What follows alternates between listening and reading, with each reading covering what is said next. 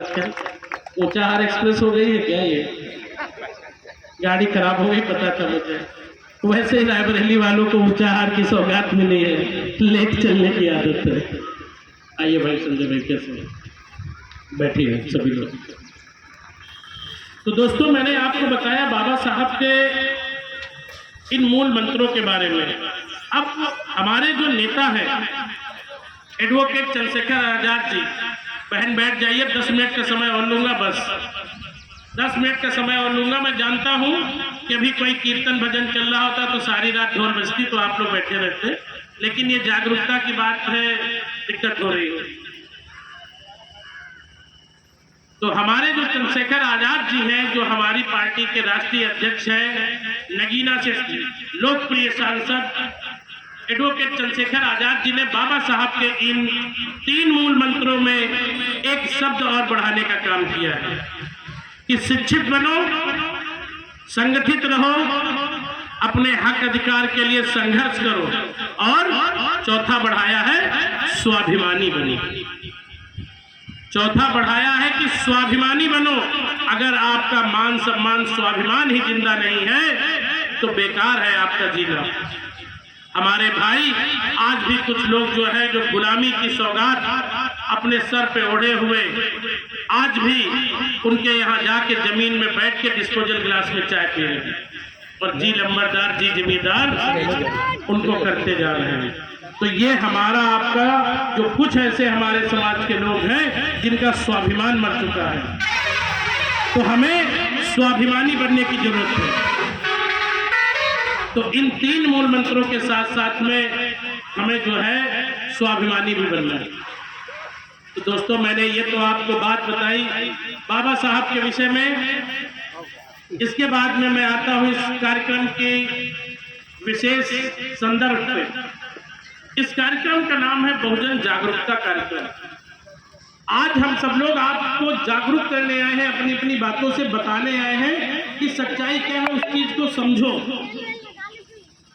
आज पूरे देश में इतनी ज्यादा महंगाई फैली हुई है, बेरोजगारी फैली हुई है। आज हमें डीएपी यूरिया नहीं मिल रही है किसानों को। 60 रुपए वाली अरहर की दाल आज 160 में हो गई है। 80 रुपए वाला सरसों का तेल 180 रुपए में हो गया है। 60 रुपए वाला डीजल 100 रुपए में हो गया है।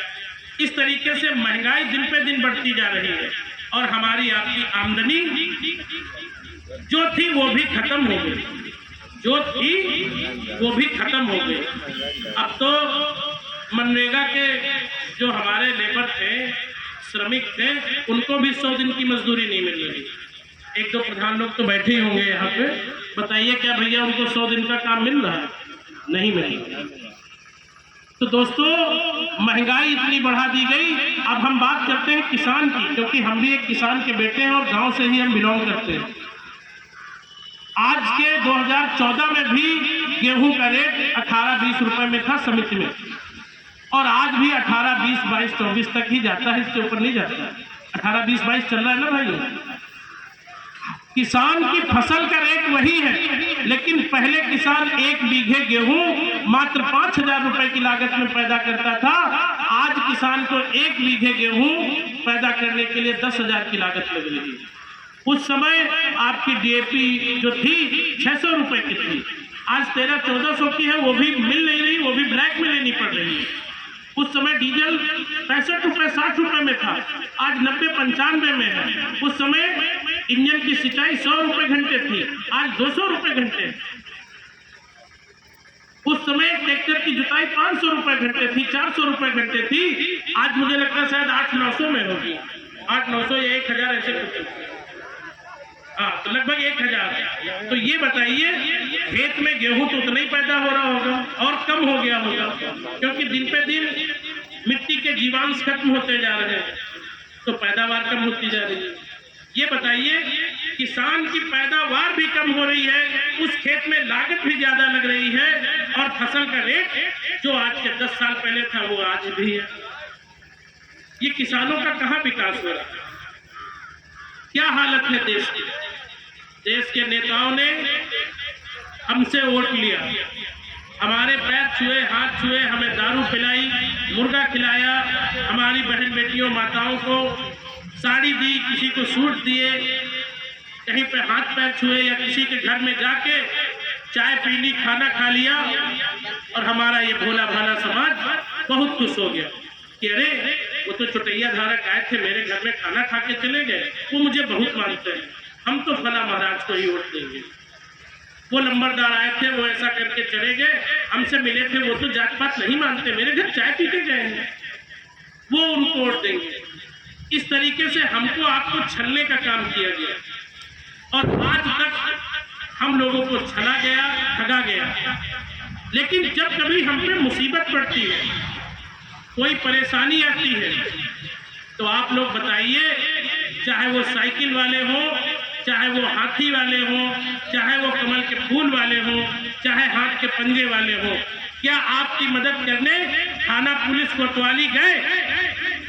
अरे तेज से बोलिए मेरे भाई, कोई नहीं गया। तो ये बताओ, क्या हम लोग भेड़ बकरी हैं? क्या जिंदगी भर हम उनको ही वोट दें जो सिर्फ 5 साल में एक बार आते हैं, हमारा वोट लेके चले जाते हैं? उसके बाद में अगर हमें जरूरत होती है तो उनके घर के 100 चक्कर हम लगाते हैं, फिर भी कहते हैं आज विधायक जी नहीं है, कल आना, कल नहीं है परसों आना, परसों नहीं नरसों आना। और जब मिले तब कहते अरे ठीक है जाइए जाइए माता जी, मैंने फोन कर दिया, आपका काम हो जाएगा। और कहीं कोई काम नहीं होता। ना तो आज तक कॉलोनी मिली होगी, ना वृद्धावस्था पेंशन मिली होगी, ना तो आपको कुछ, और मिला होगा तो उसके लिए भी आपको 10-5 हजार रुपए पहले घूस देनी पड़ी होगी, गांव के किसी दलाल को या प्रधान को या अगल बगल के जो 1-2 लगे रहते हैं चाटुकार उनको। तो ये बताइए, हम लोग क्या सिर्फ वोट देने के लिए ही बने हैं? वोट सबसे ज्यादा डालने कौन जाता है? हमारा बहुजन समाज।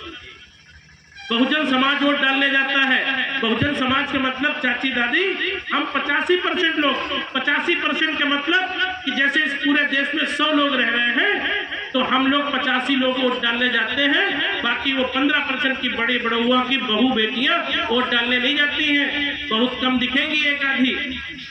और 85% का मतलब क्या है, मैं आपको थोड़ा और सरल भाषा में समझा देता हूँ। 85% हम हैं, ये पासी, चमार, धोबी, धानुक, अहिर, गडरिया, लोथ, तेली, तमोली, कुर्मी, काची, कुशवाहा, कश्यप, कहार, मौर्य, नौवा, नेगी आदि ये जो विभिन्न हमारी ये बहुजन समाज की जातियां हैं, तो हम हैं 85%। वोट हमारा ले लिया जाता है और 5 साल फिर हम उनके चक्कर काटते हैं। हमारी मुसीबत में कभी कोई मदद करने नहीं आया होगा। अब मैं एक सब्जेक्ट और थोड़ा चेंज करता हूं, हम अपनी पुरानी पार्टी के विषय में। यहाँ पे कुछ लोग बैठे हैं, उनके मन में एक सवाल है कि अरे ये चंद्रशेखर आजाद जी तो बहन कुमारी मायावती जी को कमजोर करने का काम कर रहे हैं।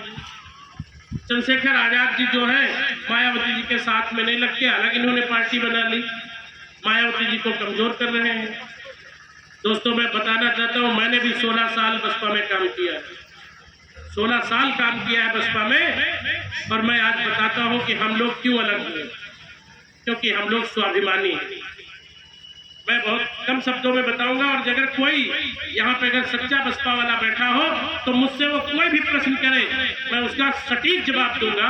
और अगर उसमें वो खुद अगर जब तक सहमत न हो जाए, मैं तब तक उनको विद रिकॉर्ड पेश करने का काम करूंगा, क्योंकि मैं पेशे से वकील हूं।